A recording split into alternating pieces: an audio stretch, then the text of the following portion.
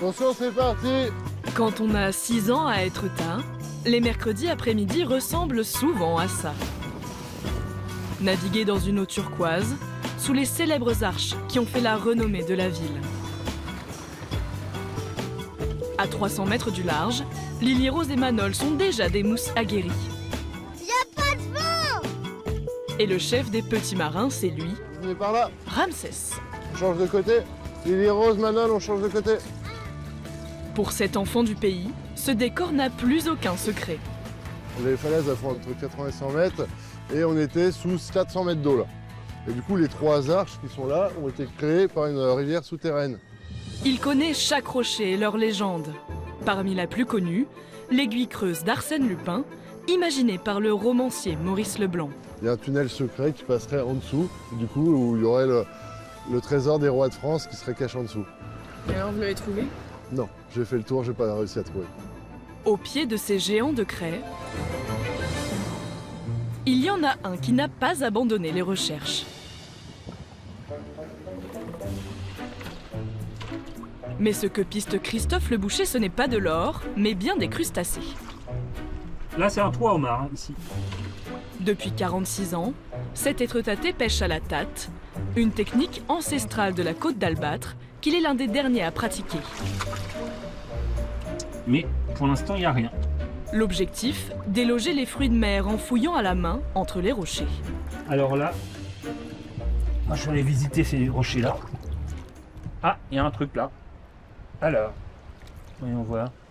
Oh, c'est une petite araignée encore. On les prend pas à cette taille-là, on les prend beaucoup plus grosses. Malgré son aisance apparente, Christophe est malvoyant de naissance. Pour se repérer, il a sa propre technique. C'est pas du tout à l'instinct, c'est une connaissance des lieux, suivant une carte mentale que j'ai de tous les rochers d'ici.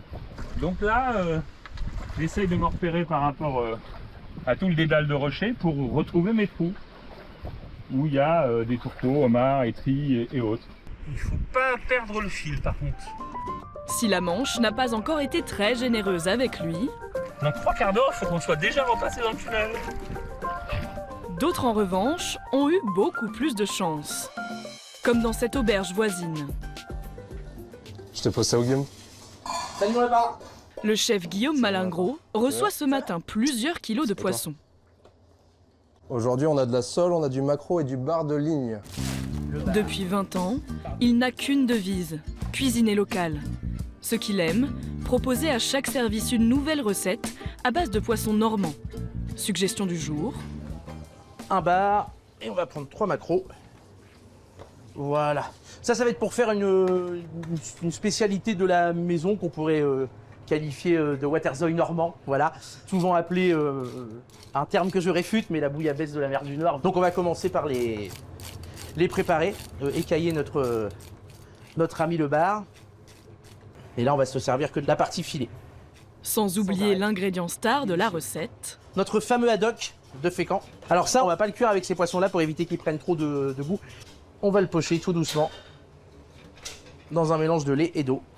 Ça adoucit aussi le goût du sel puisque ça reste quand même très très salé. Une fois cuit, poissons et légumes sont mélangés à un bouillon, généreusement garni de crème fraîche fermière, Normandie oblige.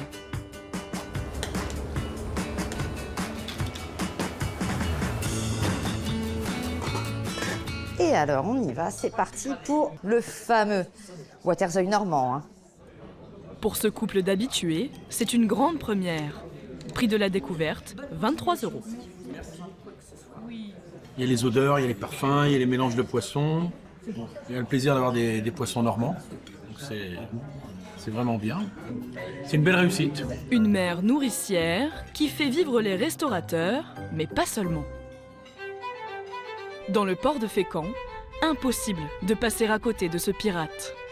Fais le checklist. Volet arrière. Gouvernail. Avec sa moustache et sa gouaille inimitables, Astérix organise des balades en mer depuis 30 ans. Ça a failli, hein. On attend les consignes. Sur ce voilier d'époque, les visiteurs jouent les apprentis matelots le temps d'une excursion. Allez, on peut y aller, c'est parti. On peut y aller. Ah, je suis à fond là. Allez, mon Dieu! C'est la mer qui nous fait vivre.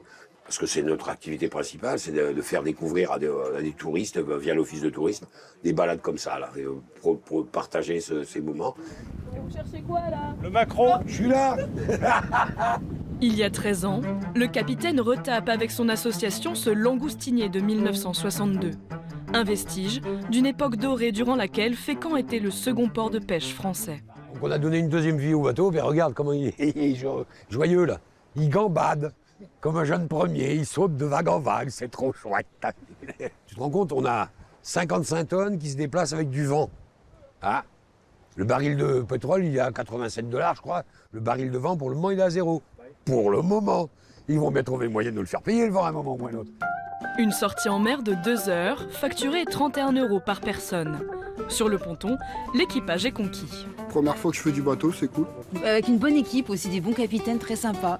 Ah. Retour sur la terre ferme. À Étretat, c'est le moment de faire le bilan pour notre pêcheur à la tâte. Une belle plage là-dessous, il n'y a rien. C'est la journée, hein, ça va être la journée. Rien. J'ai jamais vu ça.